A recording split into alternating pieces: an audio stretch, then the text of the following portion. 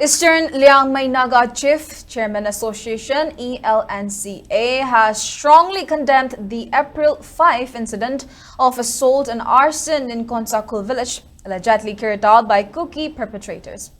The association has demanded immediate action against those responsible and has raised concerns about the involvement of unseen hands behind the incident.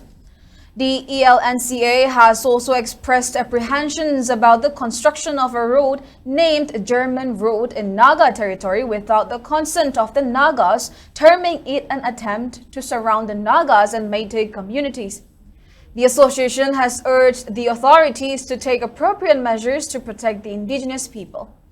The ELNCA has met several demands, including the seizure of arms held by Kukis individuals, dismantling of barricades and bunkers, protection of Naga villages through police outpost, abrogation of the Sioux agreement, and justice for the Konsakhul incident. The association has warned that if the government fails to deliver speedy justice, the Naga people will take up appropriate tasks to protect their lands, and they will not be held responsible for any untoward incidents that may occur.